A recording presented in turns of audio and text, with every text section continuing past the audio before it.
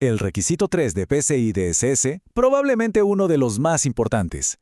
Es en esencia la guía maestra para proteger los datos de tarjetas que guardamos.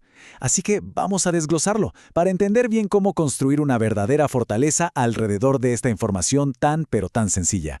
Y aquí va la primera pregunta clave. ¿Cuál es el primer paso? La respuesta, quizás sorprenda más de uno. No se trata de comprar el firewall más caro ni de implementar el cifrado más complejo del mundo.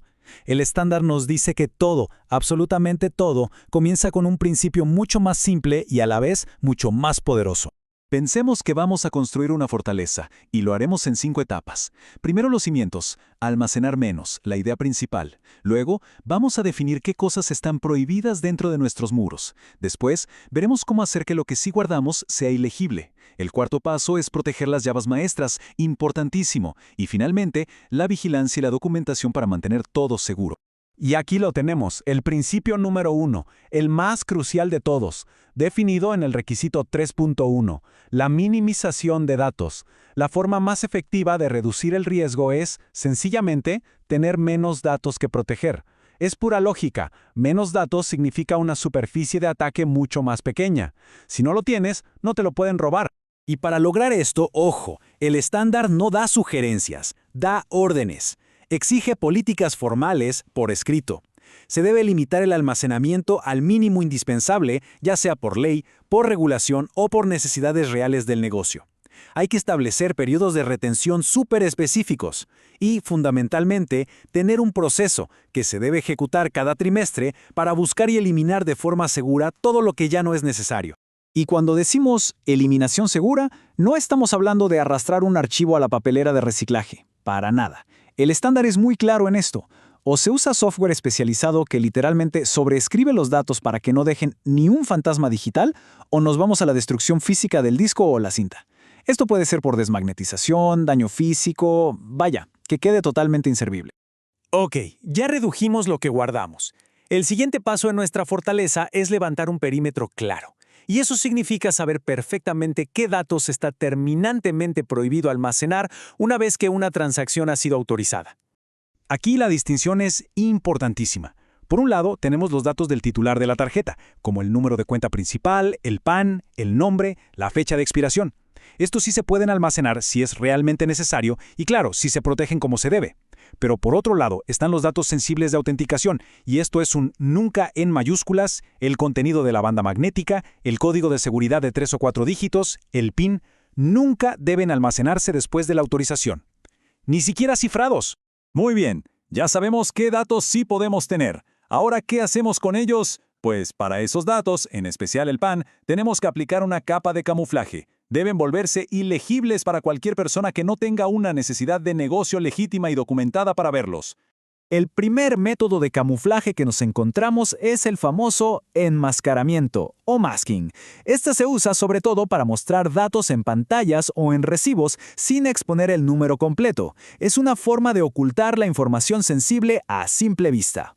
Y las reglas aquí son súper claras. Como máximo se pueden mostrar los primeros 6 y los últimos 4 dígitos. La regla de oro es que mientras más dígitos se oculten, mucho mejor.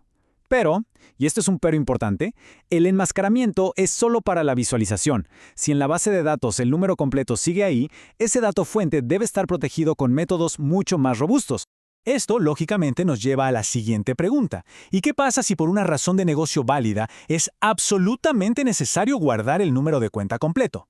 Bueno, para esos casos, el requisito 3.4 nos da 4 métodos aprobados para hacer que ese PAN almacenado sea ilegible. Hashing de una vía, que es como un resumen criptográfico. El truncamiento, que es cortar una parte del número. La tokenización, que lo reemplaza por otro valor. Y la criptografía fuerte, o sea, el cifrado de toda la vida. Es útil entender para qué sirve cada uno. El hashing es irreversible, es como una huella digital. Sirve para verificar datos sin tener que guardar el original.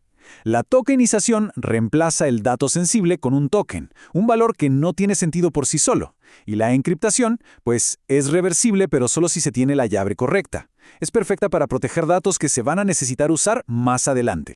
Y justo al hablar de encriptación, llegamos a la parte más, pero más crítica de nuestra fortaleza. Podemos tener los muros más altos, las puertas más seguras, pero si las llaves maestras están tiradas por ahí, sin protección, todo el sistema se viene abajo. Es inútil. Esta frase de verdad lo resume todo a la perfección. La seguridad de los datos que ciframos no está tanto en el algoritmo, que casi siempre es público y conocido, sino en la protección y la gestión de esas llaves criptográficas. Ahí está el verdadero secreto. Aquí hay un concepto fundamental que hay que entender, la Key Encryption Key, o KEK. Pensemos en esto como una caja fuerte para guardar llaves. Es una llave especial cuya única función es cifrar a las otras llaves, las que sí cifran los datos, que se llaman DEX. Esto crea una jerarquía de seguridad. Una llave protege a la otra. Entonces, ¿cómo guardamos estas llaves? El estándar nos da 3 caminos aceptados. El primero, cifradas con una cake, que tiene que ser igual de fuerte y guardarse en otro lugar. El segundo, dentro de un dispositivo criptográfico seguro, como un HSM, que es básicamente una bóveda de hardware para llaves. Y el tercero, dividiendo la llave en al menos 2 partes, bajo control de personas distintas. Pero, ojo, proteger las llaves no es algo que se hace una vez y ya. No, es todo un ciclo de vida, un proceso continuo. Desde su generación segura, pasando por su distribución, su almacenamiento, su rotación periódica muy importante y finalmente su retiro cuando ya no se necesitan más. Cada uno de estos pasos tiene que estar documentado y controlado al milímetro. Ok, ya construimos los muros y protegimos las llaves. ¿Y ahora qué? Bueno, la última parte se trata de mantener esa fortaleza en pie. Y para eso se necesita vigilancia constante, protocolos súper claros y sobre todo responsabilidad humana. El requisito 3.7 es clarísimo en esto. De nada sirve tener todos estos controles técnicos si están en un manual que nadie lee.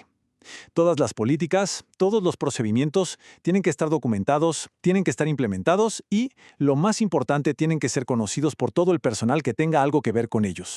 Aquí se pone el foco en las personas, en los custodios de las llaves. Y las reglas son muy estrictas.